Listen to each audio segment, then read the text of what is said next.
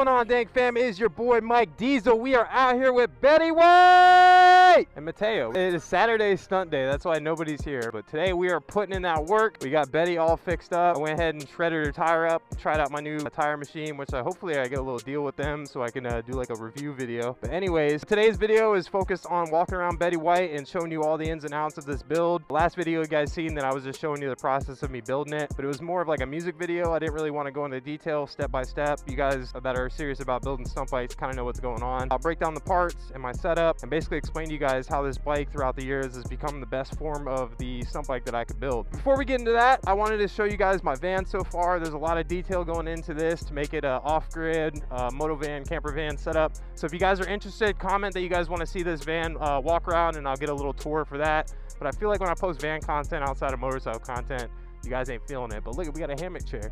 So yeah, drop a comment if you guys want to see a van tour and we'll get that thing filmed up soon.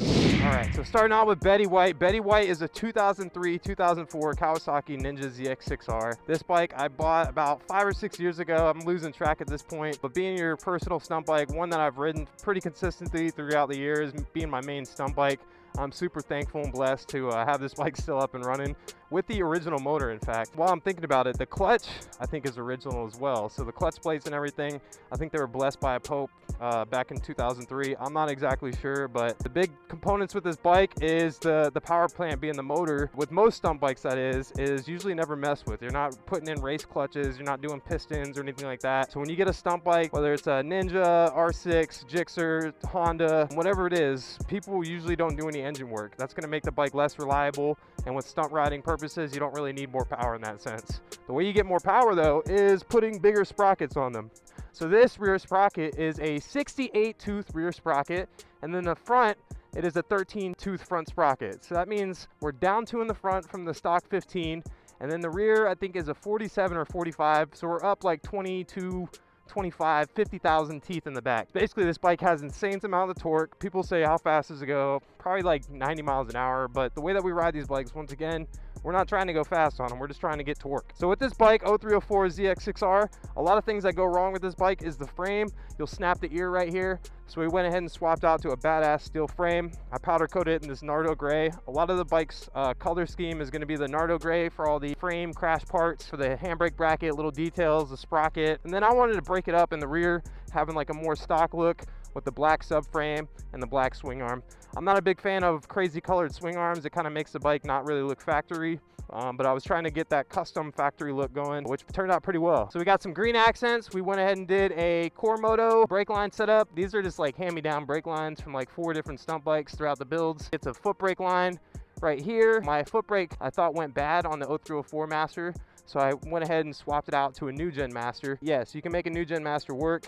It just threads in a little crazy. We did that for more reliability, although I do like the 0304 Master more, since this one's like more of an on and off switch. Down the road, I'm going to switch to a monoblock for the foot brake. This front Nissan Zx6r caliper is a little too brick tight for a foot brake. You want a little bit more cushion. As far as the handbrake, I love it for that. It's super rock solid with the Brembo 16x18 that I got going on up front. Exhaust, we got the RSC Righteous Stunt Metal exhaust can. They don't make these anymore, so I'm really thankful to have it still. Even though it's a little more dingier than the rest of the bike, it's more of a sentimental thing. I don't want to get rid of this exhaust, and generally there's not really any good exhausts that are available for 0304. They kind of gave up on these old dinosaurs. So the rear, we got the Homegrown Industries 12 bar. This is a scrape bar. Speaking of seats, I don't know if you guys can get these seats anymore, but Oldmon Metalworks made these. He went ahead and did a Rasta stitching on it, and it's kind of faded out at this point, but you get the idea. Green, yellow, red, and it kind of spaces out throughout all the different lacing up here. Got this sick little nipple, my gas tank bolt. Proud of that. I kind of rub it when I get bored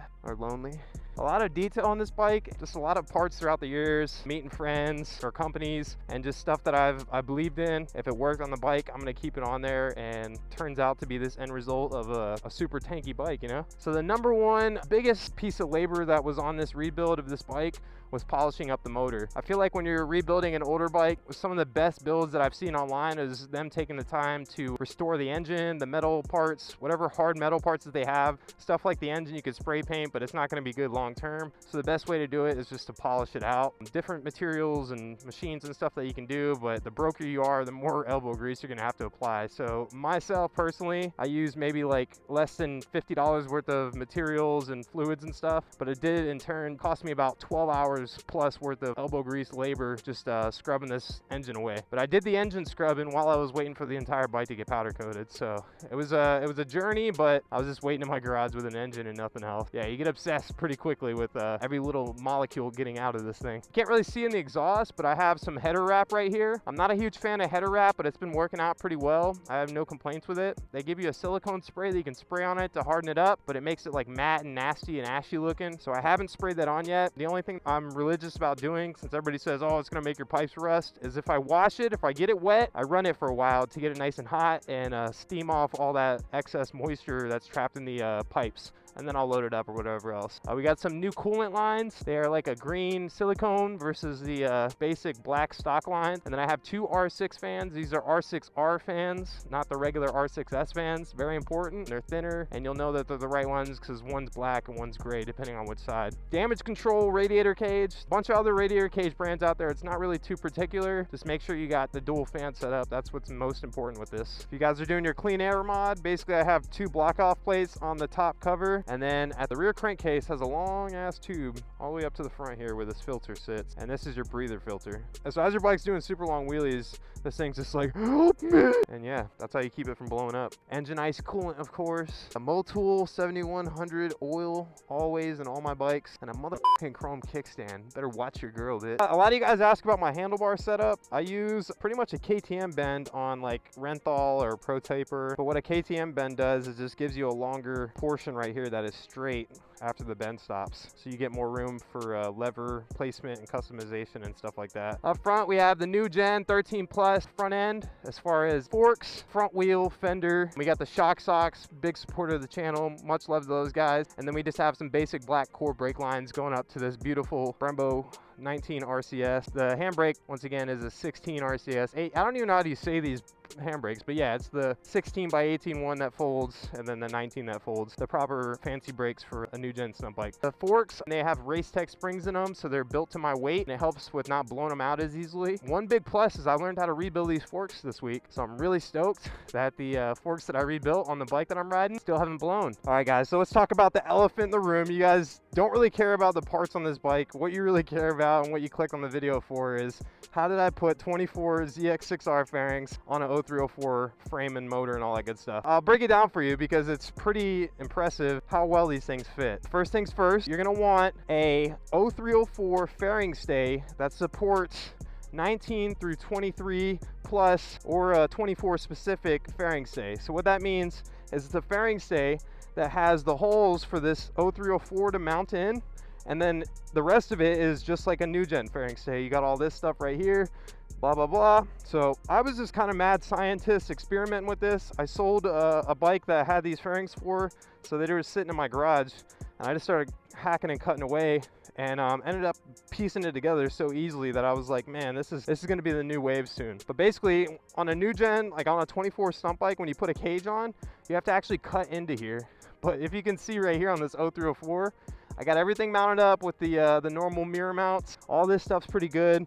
This fairing stay top thingy-mabob is kind of in the way, so you just got to shave each side right here. For the most part, all that stuff kind of pieces together very simply. And then of course you got the tubes right here on a badass frame, so you can just toss a zip tie in for this hole, and that holds all this together. At the bottom here, this is the only hiccup that you have with your cage holding the fairings in, and it's just that your crossbar is a little bit thicker than the opening for the lower mount right here. So what I did, I lost my crossbar after I stripped it, and I used a piece of all thread with some nuts, and that's been holding up well until Impact sends my new one. But for the most part, like, you just chisel a little hole. You're not even putting a hole, you're just putting little slits out here, and then literally all the bolts line right up, and it's amazing. As far as this is like some rubber grommets, some plastic tabs. I didn't even put them in. There's nothing in here. There's like no bolts in this whole thing. It's literally just a cage sandwiching it together, and you're wondering how it mounts up, blah blah blah. You just got to get creative, because at the end of the day, everything is pretty much exactly where it's supposed to be. It's just a matter of how you get it mounted up. So yeah, that is your answer to everybody's question.